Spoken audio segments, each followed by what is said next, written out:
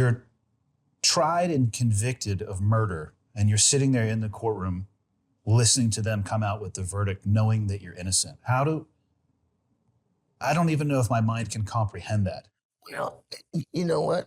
I always told Paul, because people say, how do you do it? How you just do it. You just me. I didn't have the heart to give up. My mother wouldn't let me give up. Liberia had one doctor for every 50,000 citizens. Wow. We have a doctor for every 280, I think, Americans.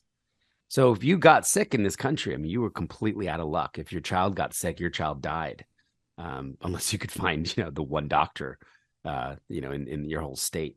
So in the initial stages, when the war kicked off, it was exactly that. We were receiving calls from people here in the U.S. that had family members there that knew of our organization, that we operated in Ukraine, and just struggling on what do we do. My brother, who is a quadriplegic, is on the 13th floor of this building in this town.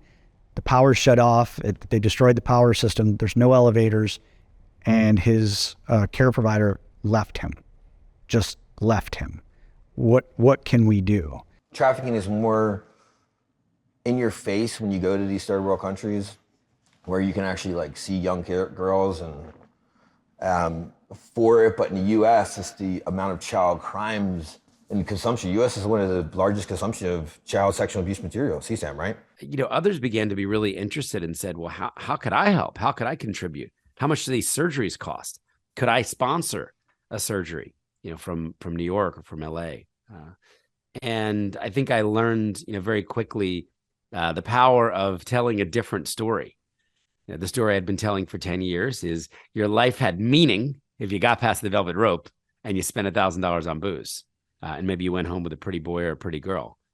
And telling the stories of these heroic humanitarian medical professionals and the heroic stories of these people who had just struggled. They had waited. They had fought on with no hope. And then one day a ship full of the best doctors in the world from 40 countries arrives and heals them. And it was just call after call after call, just constantly asking us, is there anything you can do? And so we started looking at, okay, what can we do and how do we do it? So we started enabling our church networks and our partners. We had a large network of communities that we were asking, hey, we need you to figure out how to get a hold of this person. We were literally asking our volunteers to drive cars into combat zones to go and find people, help carry them down flights of stairs, put them in the car, and drive them out to a safer place where we could evacuate further out. It just became like an onward staging movement operation. And, most people don't realize that disability affects quite a few people. Here in the worldwide, it's about 61 million people suffer from a disability. So you think about Ukraine with a population of 41 million people, 12%, that's about just under 5 million people living with a disability within Ukraine. So when the war started, when bombs started dropping and the Russians just started non-discreetly just eliminating communities. Just leveling them, it seems like, from the outside. They were the first ones left behind. These people suffer enormous violence. Spines are shattered. Legs are broken. Cobalt is toxic to touch and breathe. And they're touching it and breathing it all day. Tens of thousands of children. There are thousands of women with babies strapped on their backs, breathing in toxic cobalt day in and day out. Now add to that the fact that millions of trees have been clear cut to make place for giant industrial mines. These mining companies dump toxic effluents into the air, into the water, into the dirt. So the entire landscape has been contaminated. So the summary here that people don't know is our daily lives and the transition to electric vehicles is built upon a foundation of catastrophic violence and destruction in the Democratic Republic of the Congo. And it's just so fucking underfunded everywhere. Like, you know, I listened to one of your podcasts, Nick actually, he quoted, like, use this quote all the time. It's like, in the child crimes fight in the U.S., do you know who the leading agency is? Child crimes and trafficking, like, pretty much, but child crimes, you know, like, No. it's a fucking nonprofit. National Center for Missing and Exploited Children is a nonprofit, and it's a great nonprofit. I fucking love that organization, but it's a nonprofit that is the ultimate, like, law enforcement basically have to reach up to them, and they control all the information about child crimes, and they pass it down. Why the fuck do we have a DEA, right? We're still focused on the war on fucking drugs, but do you know why? Right? It's because asset seizures. When you have a drug case, you seize the house, you seize the fucking car, you seize everything. You get all that money for your overtime budget. Yeah, it goes Right? a lot of time goes back When into there's the a child municipality. crimes case, guess what? You can't take the house because the child's there. And then we saw them. We saw 2 growers in green BDUs with SKSs or AK-47s, machetes. There were 2 of them, and they looked completely foreign to anything I would have ever seen in my woods up to that point. They looked more like a Sandinista crew running around in Nicaragua in the jungle. It was crazy. And what was really crazy was the amount of fieldcraft and stealth they were executing. They were quiet. They whispered. The guy behind the point guy would occasionally look over his left shoulder and check behind him. He'd do what our tail gunners do on our tactical units and that you did on the teams. They were always had their heads on a swivel. They were always, even when they were talking, they were looking around slowly. They weren't making sudden movements. They were ghosts. But even then, there was no place for the doctors there were no hospitals that were working. There was no electricity at the hospitals.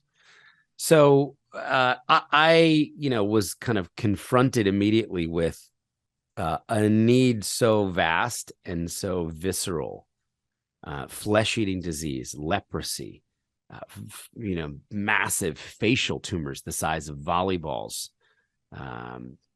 Just what happens to millions of people if there's absolutely no health care for many years. My name is nothing like that. My name ain't nothing like that. It's your name's in there.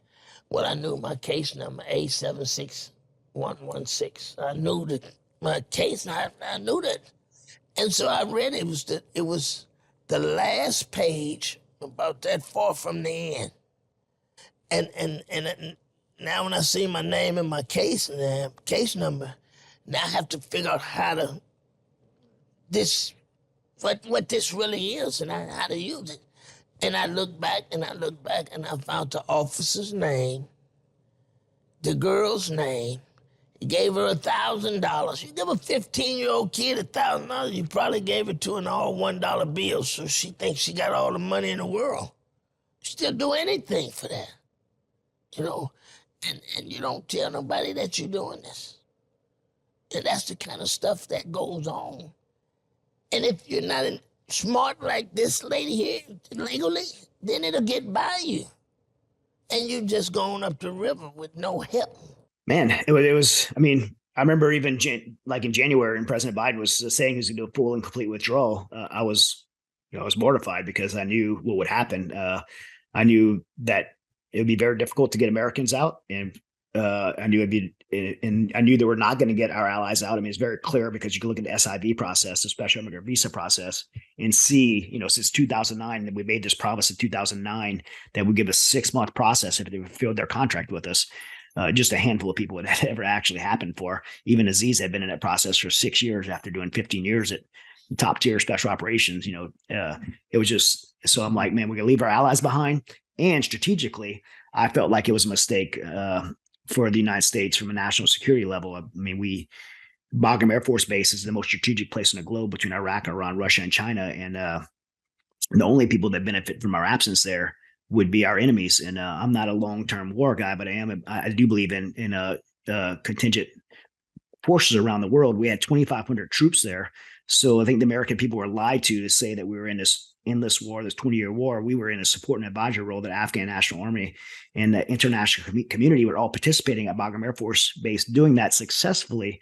And we were keeping the Taliban at bay in the mountains of Afghanistan where they belong. So we should not have done a full withdrawal. We should have just turned it over, kind of announced the victory, handed it over to the international community, and continued to participate. In truth, we have contingents like that all over the world. We have 4,000 troops right now in Djibouti, Africa. I can name 10 places like that. Yeah. We still have 50,000 troops in Japan, and 35,000 in Germany and South Korea. We have 35,000, since World War II and the Korean War. So these contingent forces don't keep us in sustained wars. They prevent us from being in wars, and it brings stability in those regions. So for me to pull us out was very political. It benefited our enemies like China and Iran and Pakistan ISI, which, by the way, Pakistan is not an ally, although they claim to be, and we claim for them to be. They're the enemy of freedom in America.